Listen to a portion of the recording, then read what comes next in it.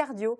Lui, j'espère aujourd'hui qu'il va augmenter surtout votre compte en banque. Qui sait? Maître Samuel Baucher, notre commissaire-priseur, me rejoint tout de suite. Il va venir expertiser vos objets. Maître, venez, mon cœur bat en vous attendant la chamade. Bonjour, bonjour. Bonjour. Cher Maître Baucher, comment ça va? Mais fort bien. Et que vous êtes beau, élégant, une petite mèchounette, là, vous êtes incroyable. On a reçu encore cette semaine et on vous en remercie. Je vous redonne le mail.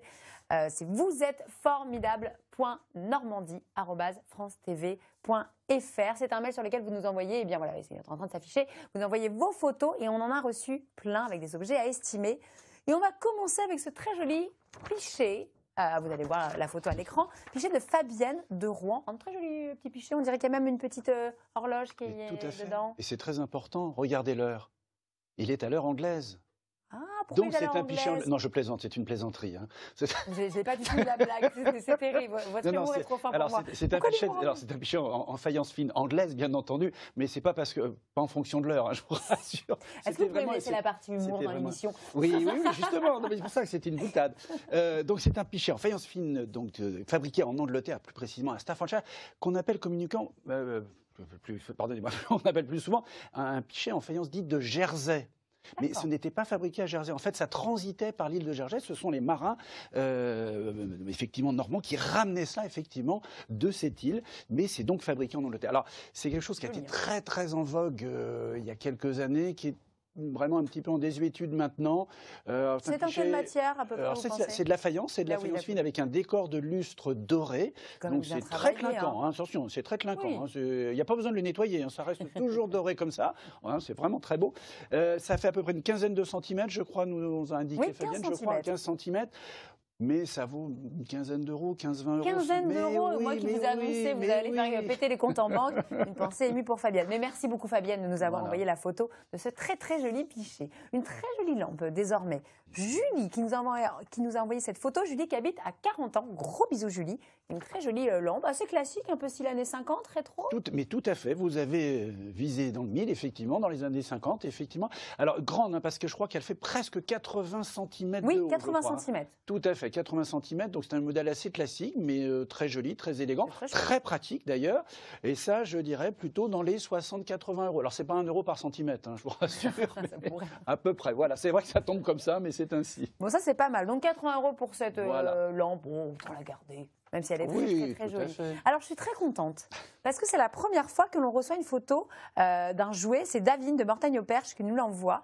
Alors, c'est un jouet, ça fait un petit peu... alors, je ne sais pas si on peut dire le nom du chéri de cette fameuse poupée blonde très très connue qui aurait piqué le tracteur rose de sa chérie. Je ne sais pas si on a le droit de le dire. Alors, manifestement, ce pauvre monsieur, quand même, a été décapité, non? Voilà, je pense que c'est plutôt Louis XVI, parce qu'on voit sur une des photos, je ne sais pas si vous les voyez à l'écran, mais on voit la tête qui est légèrement recollée. Hein. Oui, puis alors les cheveux ont été faits au stylo, je pense que son oui, il a perdu sa perruque aussi. Non, les implants capillaires n'ont pas marché. Ça s'est mal passé ce voyage au Maroc. Alors c'est un jouet un petit peu ancien, c'est ça c'est un jouet quoi, années 50? 50-60, on va dire 50-60. Ça c'est super parce que j'imagine qu'il y a plein de nos spectateurs qui ont des vieux jouets comme ça qui ignorent la valeur. Petite parenthèse, qu'est-ce qui fait la valeur d'un jouet? Il y a beaucoup de... Alors déjà l'état, ça c'est important, ça c'est l'état. Après ça dépend de quel type de jouet. Là on a un jouet qui est mécanique, alors qui est en plastique. Hein. En plastique. Est-ce qu'en bois ça vaut plus? C'est différent, il n'y a pas de règle absolue. Bon, effectivement ça reste du plastique. Vous avez aussi des poupées en porcelaine, vous avez des jouets. Il y a énormément de choses, c'est tellement vaste. Par contre ce qui est important, et c'est valable pour toutes les choses, c'est l'état. Et là malheureusement le monsieur a la tête recollée. Ouais, recollée, la petite cheveux en plus. Donc je dirais actuellement dans son état, alors apparemment je suppose qu'il fonctionne, je dirais 15-20 euros. Si c'était en bon état, ce serait tout de suite plutôt, on se rapprocherait des 50 euros, vous voyez. Donc l'état est très très important. Bon, très bien. Donc 15-20 euros pour notre ancien roi décapité, notre petit fermier sur son tracteur. Mais en tout cas, c'est très bien. N'hésitez pas à nous envoyer d'autres jouets. Moi, je trouve ça super. Et puis, qui sait, il y a encore une fois des grandes pépites.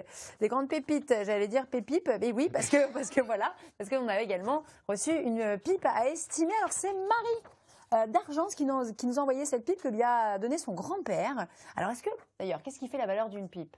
Parce que pareil, une fois encore, c'est les matières, tout cela, j'imagine. Tout à fait. Alors là, vous avez une pipe assez classique, avec son étui. Bon, ça n'a pas grand intérêt, mais enfin, il y a quand même son étui, qui est à la fois en écume et en corne. Voilà. Donc, mais c'est un modèle très, très basique. Une pipe comme ça... ça vaut 5-7 euros. Hein. Je sais que c'est une pipe pas chère. Alors, par contre, il y en a pour toutes les bourses parce que vous avez des pipes sculptées. qui peuvent aller à 100 €, voire au-delà. Hein. Donc, je sais pas, je vous vois sourire. Non, mais bon, voilà. Enfin, voilà, mais on a effectivement on peut avoir plein de choses très différentes dans ce domaine-là. Mais là, c'est vraiment un modèle très. Est-ce que s'il y a l'étui, ça a plus de valeur? Ça donne un petit plus, mais ça ne va pas changer la face du monde, malheureusement. Donc 5 € pour la puce de Marine. Voilà, tout à fait. Non, on avait dit non. Allez, c'est parti. Rémi, obligé.